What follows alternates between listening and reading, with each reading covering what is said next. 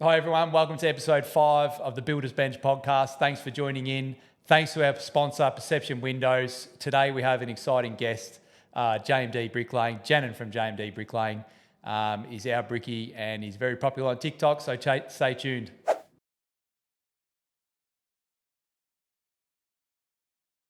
Hi everyone, welcome to episode 5 of the Builders Bench podcast. We've got an exciting guest on today, Janan, our bricklayer.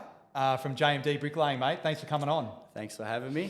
Now, you probably, if you're familiar with TikTok or I don't know, it could be TikTok or even Instagram, you've got a pretty big following on that. But TikTok in particular, mate, what's the following at the moment?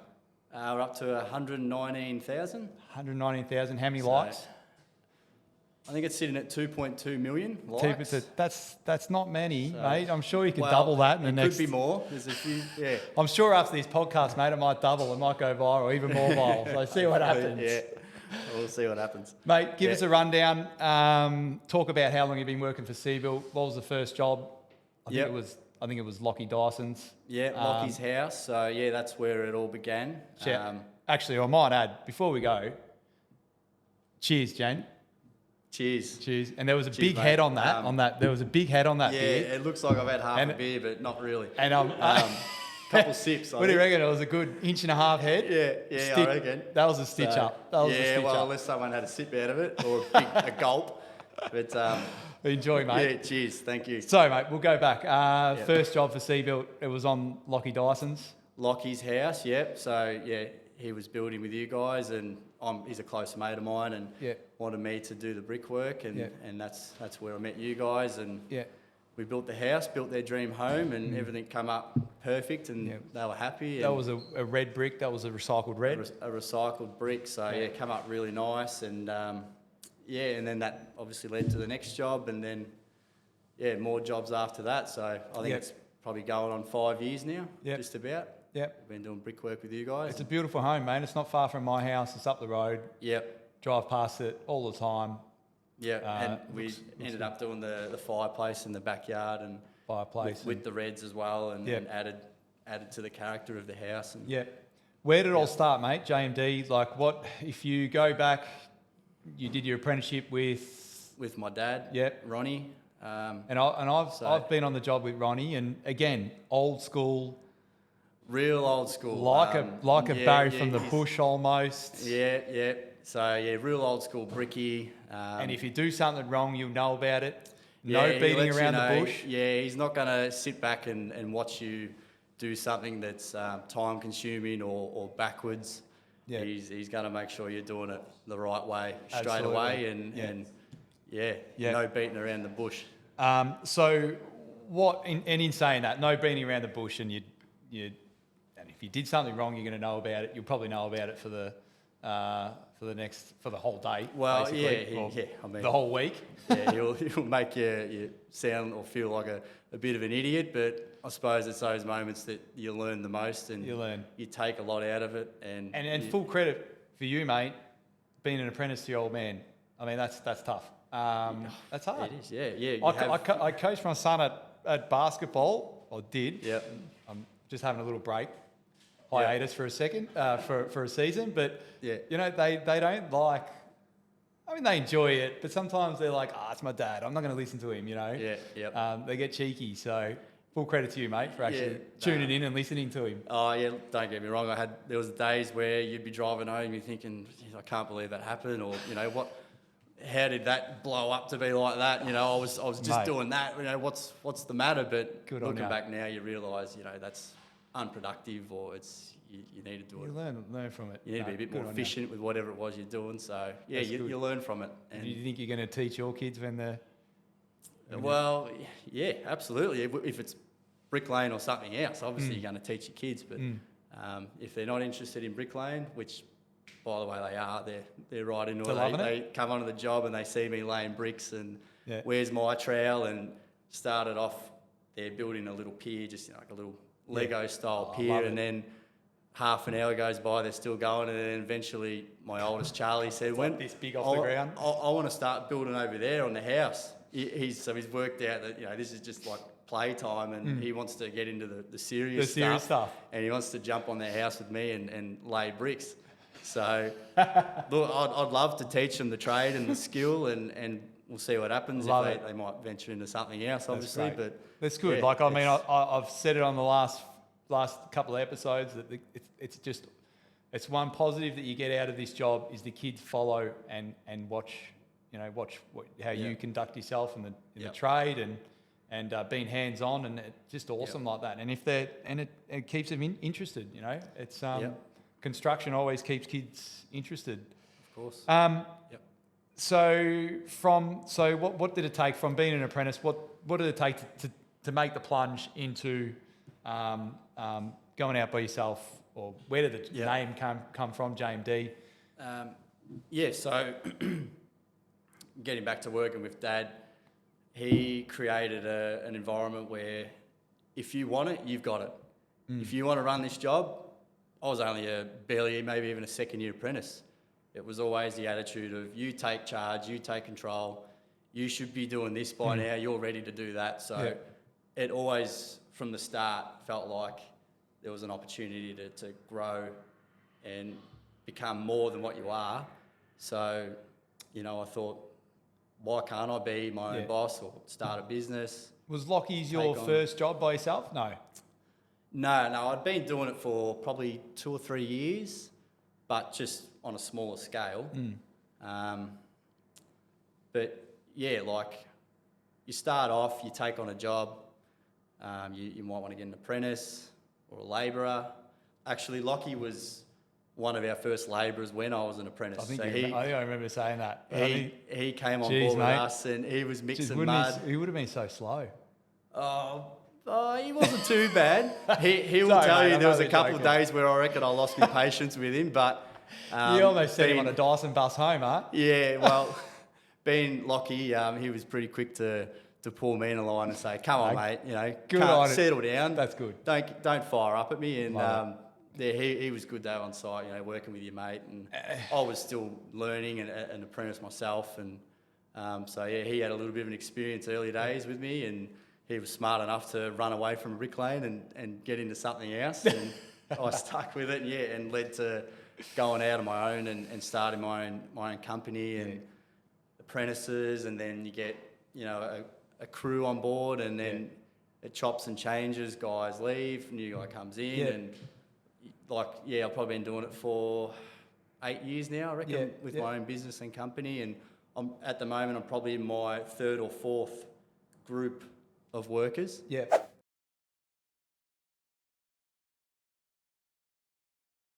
All right, sorry to interrupt the episode, but I just want to say thanks to our major sponsor, Perception Windows, for these episodes. As you can see, beautiful window, 5mm thick glass, 5-12-5, awning windows, commercial type or residential type. They are inline profiles, so no rebate, and the beautiful window, nice and solid. So we love working with Perception. Yeah. So what noticeable change have you had, like from 8 years ago, starting out to now? Like when I ask this, I'm pretty much asking this on every guest. What noticeable change have you seen in the industry? And not only that, but in apprentices and like attitudes and things like that. From what I can see, the boys are good. Your boys are good. But I'm sure you have to have patience and persist with it. And, like I always say, things have changed. As you said about your old man, or even back in the day when I was an apprentice, it's if you do something wrong, you'll know about it, and you really will know about it. But now it's sort of like you're walking on eggshells. What do you think? A little bit. I mean, you find a worker or an apprentice, and if they're interested enough to keep showing up, and they're showing up every day, that's great. That's a really good starting point. You'll take that every day of the week if they're there at 7 a.m. when you get there, and then you can build from that. Yeah. And they'll work, and you'll quickly find out if they're still interested. Yep. Or if they're dropping off. Yep. And they're going to have challenges early in bricklaying. It's not easy. It's not an easy job. you're dealing with a lot where you most of the time start off as like the labourer. You're mixing pushing the mud, bricks around, mixing pushing mud, bricks. Yeah. pushing barrows, It can be a long day. Yeah, pushing barrows, heavy barrows on. getting messy. Yep, steep job sites, mud. If you don't like rain. mortar on you, cement on your hands, Yep. cement on your arms, legs, face, don't worry about it. Everything. Don't worry about it. Stay away.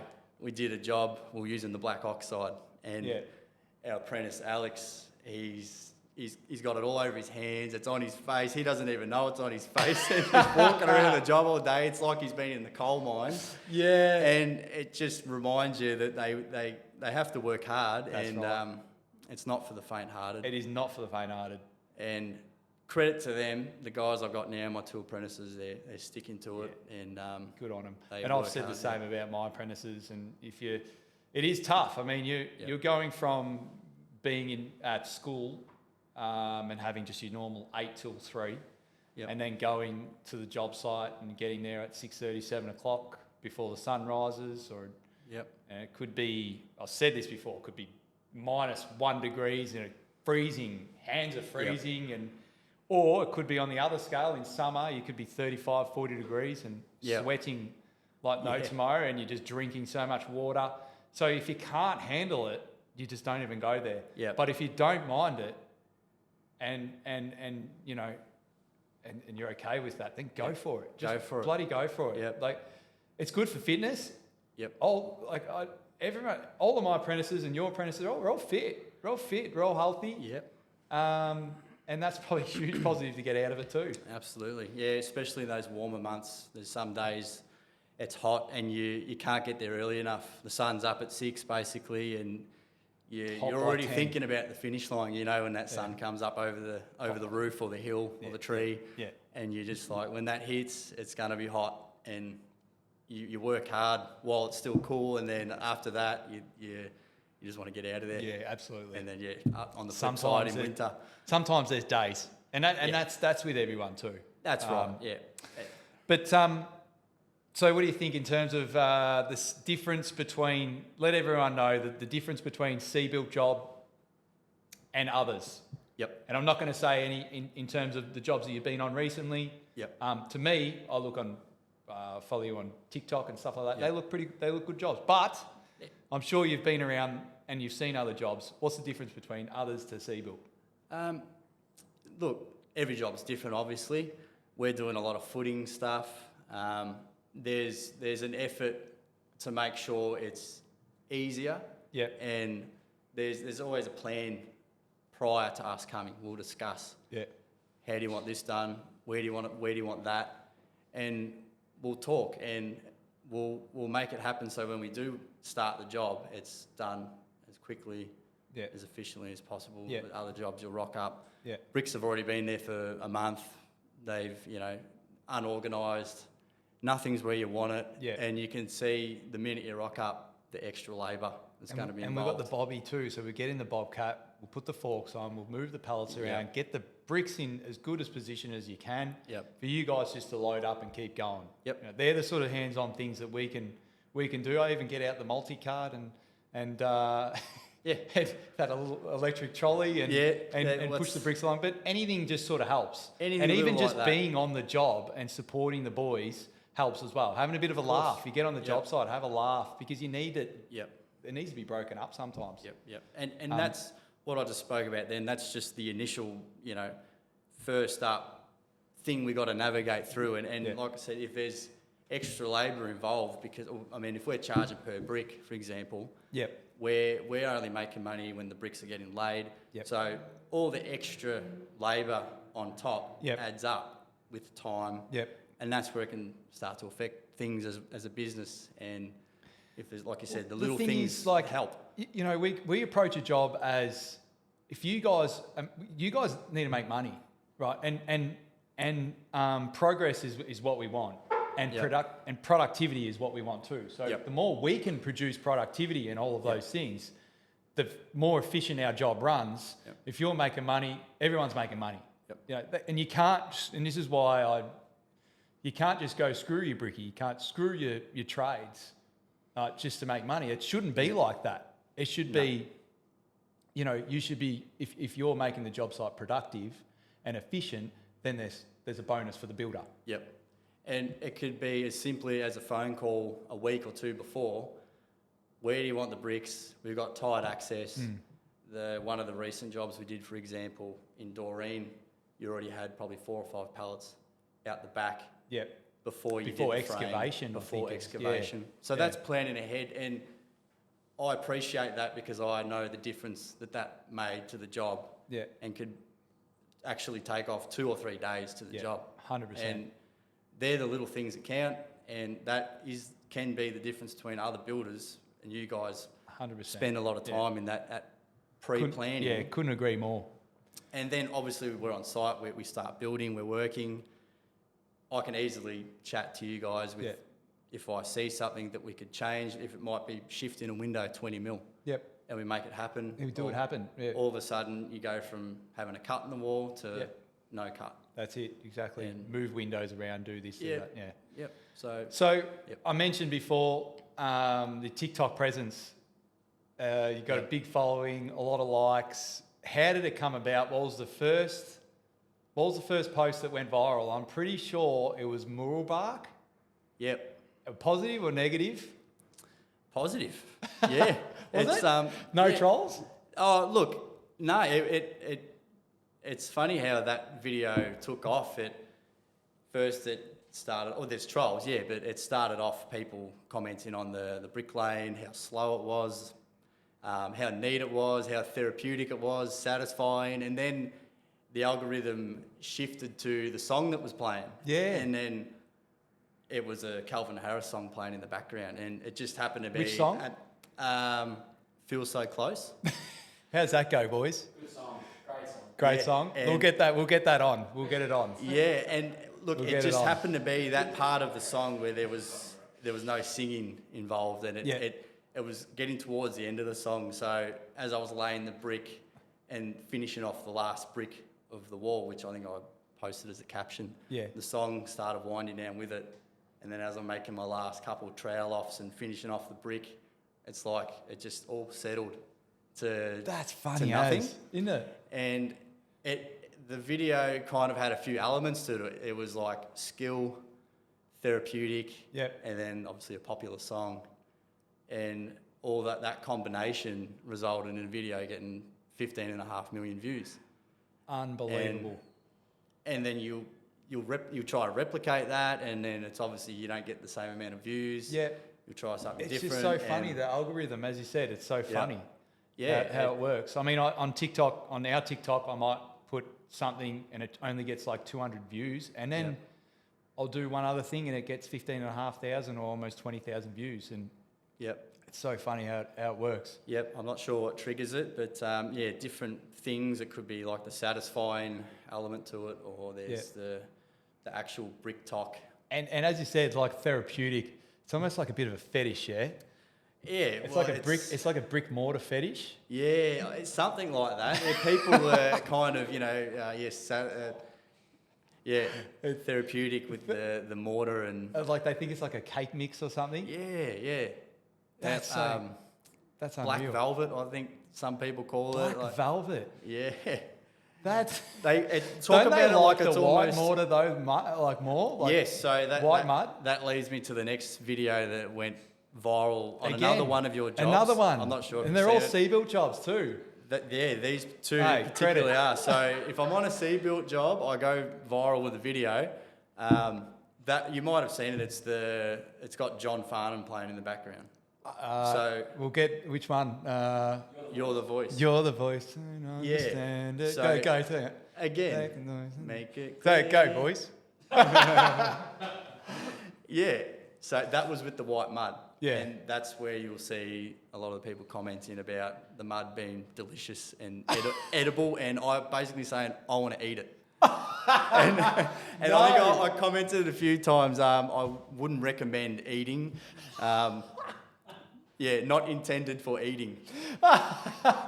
T's and C's apply. Yeah. So do not eat our mud. Yeah, trying to cover all the There's health an insurance and safety. There's an insurance policy Yeah, for Lee. I'm not promoting anything edible, and even the bricks will get described as something edible. Like a brownie, chocolate brownie, or something like that. There was another one that got quite a lot of views where the brick, it was the Danny Robinson brick, and it looked like I was laying a chocolate brownie with the creamy mud, and yeah, that's one style of TikTok videos that we'll do, and absolutely crazy. We will have a video style where it's just raw footage of different situations throughout the day. I love it. What we'll be working on. Same again, music playing in the background. Yep. There's a lot more snippets involved with them videos rather than have the music on the TikTok.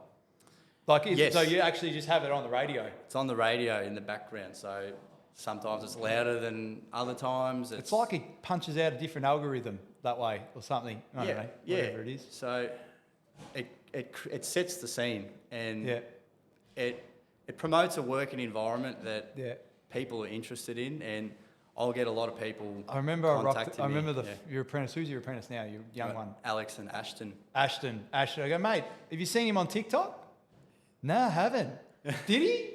I'm not sure, but if you ask him that question now, he'll probably say, "Have you seen me on TikTok?" So don't go there. Is he an influencer? Well, he's through my channel. I've been touching on the apprentices and keeping up with their progress, and that's another algorithm popularity. If you're on the apprentice topic, it seems to get interest and views if that's what you're after. So how many followers has he got now? I couldn't tell you his account personally, but I think they're sort of following him through some of my videos. And yeah, like I said, he'll probably unreal. He's going to be an influencer. Don't go there. Well, he's kind of at the moment the pin-up boy for Bricky's apprentices. He's gonna leave JMD and be an influencer. Yeah, there goes labour. There goes another set of labour. Wouldn't surprise me. Labour shortage just happens again. Yeah. Mate, that's been a great topic to talk about. But another thing is someone that you sort of took a leaf out of in your career, could be anyone. Could have been someone you worked with, someone you knew, someone you heard of. Who anyone that you could talk about? Obviously, my dad. Starting off with him, like I said, he encouraged me to grow further into my career and challenge myself. And he didn't make it ever sound like a challenge. He made it sound like it was just easy. What are you waiting for? Just get into it, and that's what I did. So that's the core of my career where it started, and you grow out from that. That's good. He's old school too. I remember. I'll give him a shout out to Paddy, old Paddy. He bricked my house. He bricked many of our jobs before you were on board. Old school bricky. You either like him, or he either likes you or he hates you.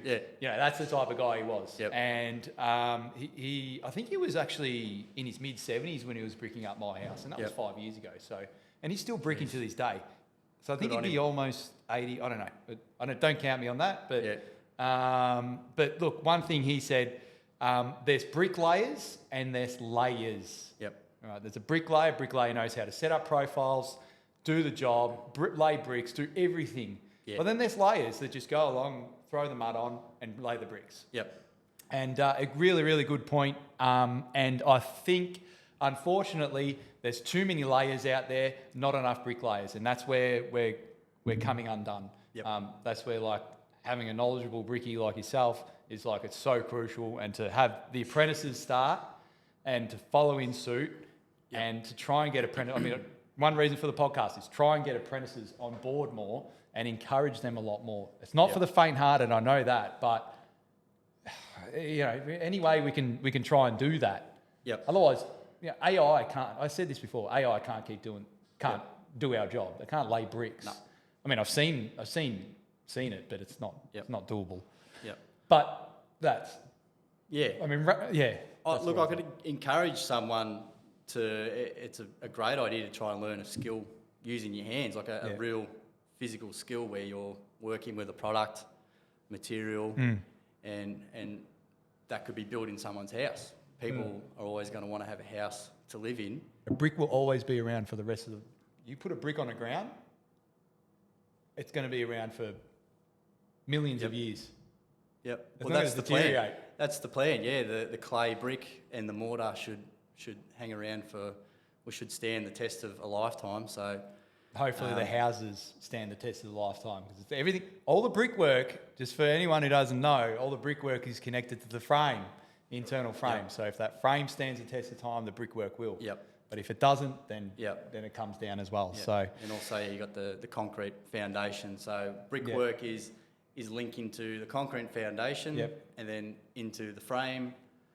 It can be a structural double brick wall where there's steel sitting on top of it, which supports the whole upper level of or a house. A suspended slab, core field, suspended slab. Yep. There's many things. So brickwork, awesome trade. I love seeing your work, mate. The hammer.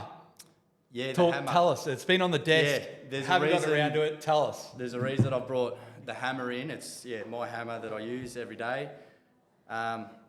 It's a hammer that you can't get anymore, and it's probably the best hammer I've ever had. And for some reason they're not making them, or Australian companies can't get them. Is it Marshalltown, USA? This is a plum hammer.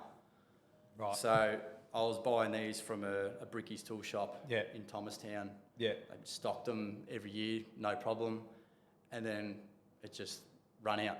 And then it's like things you just get. And the new ones, what would you rate them? Well, me and the boys recently bought a popular known branded hammer. And S-Wing. Nah, they don't do bricky. They don't do bricky hammers, do they? They might. Because I got the S-Wing, that hammer started to come apart at the head. So, and how old's that thing now? This is probably pushing 5 years. 5 years, okay. And solid as at the top. The blade on it, or the chisel side of it, is cuts as well as ever, as if it's new. Like you could pop that on the grinder and get that real sharp. Oh no, you don't. You could. I mean, look, you don't, because when you cut the bricks. Well, if you go too sharp, it eats into the brick, rather than creating the penetration through. Yeah. So, however this is moulded over time is perfect for cutting the brick. Yeah.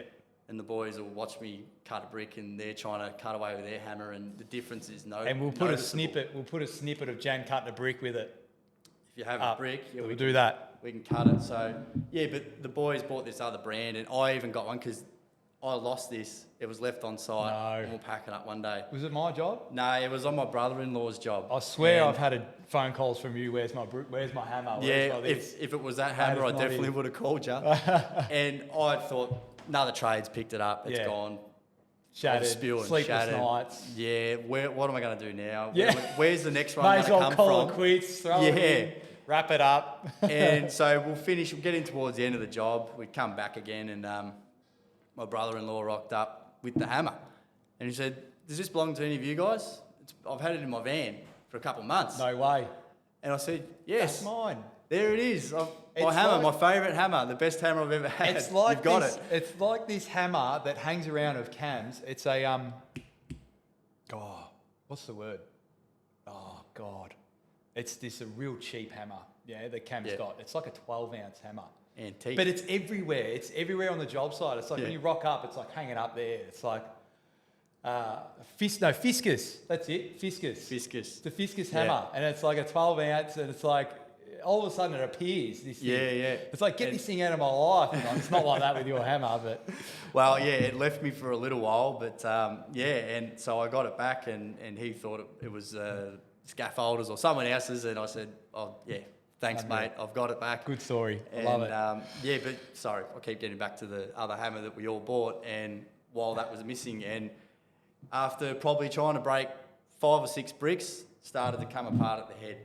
Both of the boys. And I hadn't even got one out of the car yet. And I said, I'm not even going to bother. We'll take them back.